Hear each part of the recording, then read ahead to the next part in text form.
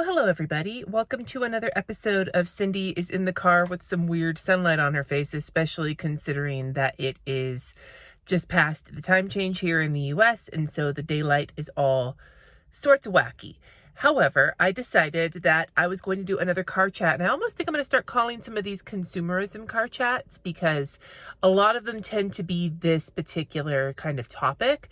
So maybe that's what we'll call it, hashtag consumerism car chats. But what I wanted to talk about today was to give you an action plan for Black Friday, Cyber Monday, a whole shopping extravaganza that happens every year because we are in a capitalist society, my friends, and that's just the way things go. But on the other note, this can be a great time to support businesses, especially if it's of people that you're really you admire or you want to support them. It also is a great time to score some discounts. So there is, something to say for going into it with your head on, with your game plan, and do the things that you purchase the things you want to, feel like you're in control as opposed to letting the spending control you. I'm going to preface this with two things. I'm saying this in the context of the planner world, specifically sticker shops. But this works with any sort of Black Friday shopping, really any sort of big sale that comes up, like where you anticipate it and you know it's coming. Secondly, if you cannot spend on Black Friday, if it is not in your budget, if it is not something that with, the economy the way that it is, there is a high chance you might be one of these people. Skip straight to step number 5. Just ignore the rest of this shit. Skip straight to step number 5. Let's get going. Number 1. Take advantage of wish lists. If you have sites that you're going to shop at that offer the wish list function or like the hearting function, then use that. If you have a site that is not conducive to that, then save either links or pictures or something on like a notepad on your computer so that you have kind of started to collect the things that you are interested in. Make sure, to make this easier on yourself, that whatever wish list or favoriting function a site has, that you're able to access it easily, that you are able to see everything all at once, not just having to scroll through the offerings and see which ones have a heart next to them. And ideally, that it will show you the price of everything. That doesn't always work. There's a lot of places that don't do things like that. But if you can create a wish list of things you really want to get, and be able to see them all at a glance from one shop and see how much they potentially could cost before or after discounts, then that's going to be the most helpful for you. Do not get your credit card out during this phase.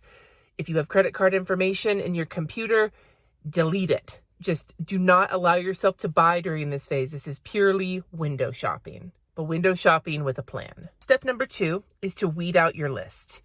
This is important for 2 reasons. The first reason being is that it can be really easy when you're shopping willy-nilly and you're not actually buying anything, so that you're not actually spending any money. The sky's the limit. You're going to list a whole bunch of shit. Most of us don't get to spend willy-nilly. Most of us do have to make decisions on how much we're going to spend on something and whether or not we get to buy all the things we want to or not. So going through your list and actually weeding out the things that maybe look nice, but you don't know if you'll actually use them or not. Maybe you're like somebody like Julie from Julie's Plans who doesn't like peach, but maybe you see this one kit that's really cute, but it has a lot of peach. But then when you go back and you look at your wish list, you're like, am I really going to use that? You can start weeding through, thinking about what you already have. Is this like doubling up? Am I stocking up on something that I don't need to? And also, the other thing that you really want to do with this wish list is decide, do I want to leave room for more impulse purchases on the day of? Because if that's the case, then you might want to give yourself some room for that.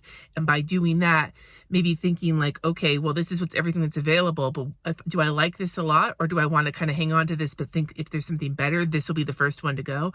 This will just help you really make a lot of these purchasing decisions before you're even actually buying anything. I keep changing angles because I'm holding my phone and my hand fucking hurts. Number 3, arguably one of the most important parts of this plan is to set your budget. Now, you can do this in a few ways. You can set an overall budget and then decide on the order of shops that you want to shop at based on priority, because if you only have one total budget, you want to make sure you get the stuff you really want first. Or if that's not going to work for you, set a budget for each shop, and the sum total of that budget should still be under what you want to spend in the first place, but it might make it a little easier when it comes to making decisions per shop. That is just something that you need to decide based on you. I usually shop at the same places on Black Friday, and then I always like to, if I'm going to shop at Black Friday, and I don't know if I'm going to this year, although next year I'm planning to probably do a no spend. So if I'm doing that, I might want to get some of my shopping done early to buy some things I know I'm going to need. Then what I might do is shop at the places I know that I tend to buy things from. Like I'll probably get my monthly kits for next year from Chrissy Ann Designs, right? But I also like to check out some new places. So what I have done in the past is set a budget, and then of that budget, the bulk of it goes towards the shops I usually shop at, and then I set aside a little part of it for new shops to experiment with. That could be a method too. The key is decide on your budget. I would also argue you shoot lower than you think you can actually spend. That way you will not be overspending by design, because the amount that you say you're allowed to spend is below what you probably could spend if you wanted to. But then once you set that number, commit to that number. Number 4, and this is going to potentially be controversial, especially in the planner world, especially with sticker shops, ignore the ever goddamn loving shit out of freebies. Do not use freebies as your motivation for purchasing. They're samplers, usually. Unless you know that they're going to be very useful for you, they might wind up just going to your sampler graveyard to die. If a freebie is something you really want, if it is something you think you'll use, if it is something that you're excited about, and especially if it's something that doesn't have a dollar limit, then maybe. But if it's like, oh, well, I could buy this much and get this thing, but if I buy this much, I get these 2 things, don't let that dictate your spending, because you're spending money on the things you want. The freebies are there to entice you to buy more.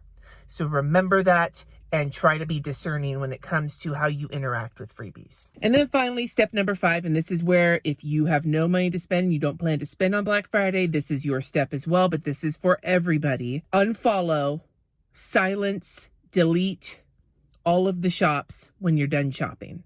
After you've gotten your discount code and you go and you buy your things, fucking either delete that, unfollow that, put them on mute, or what could be even more helpful is to just delete the social media apps off of your phone altogether and spend the rest of that sale weekend doing something else. If you are somebody who's not spending any money, I would suggest you start doing that ASAP, because people are already starting to really gear up for this shit, and it'll help you avoid temptation if you just delete Instagram, if you just silence or mute or delete or whatever. This could be a good time to go through your inbox and unsubscribe from email lists. But the point is as soon as you're done shopping, remove the temptation. Delete your credit cards off of your phone, delete them off of your computer, delete your apps, just fucking get away from all of it and find something else to do. Decorate your house for the holidays if that's something that you do. Go out and see some lights. Go for a walk. I don't know. Do something fun that's not shopping to keep you away from it. Because as much as I would like to think we all have the willpower to not go and shop when we don't want to, the internet makes it so easy. It makes it so easy. It makes it so pleasurable. It makes it so simple. And you need to remove some of that temptation. And when everybody is throwing sales codes at you and you have already spent the money that you said that you were able to spend, whether that's $0 or however many dollars, do yourself a favor and step the fuck away from all of it. That is my plan for you. This is not a video on how to stick to your plan, but this is a video on how you can go into Black Friday or any other sale weekend with your eyes open, your head on straight, your financial well-being at the forefront of your mind. I am not somebody who's going to tell you to never spend anything on anything ever again.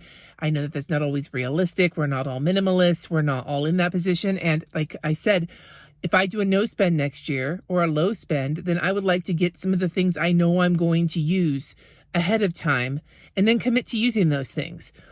But you may not do that. But this still is a way for you to not overdo it at a time when overdoing it is so easy. I hope this is helpful. If you are planning to do any sort of game plan for something like this, or if you have any tips for people who are trying to make wise decisions during this time of year, leave them in the comments below. And until next time, my friends, subscribe. Thanks for watching. and peace.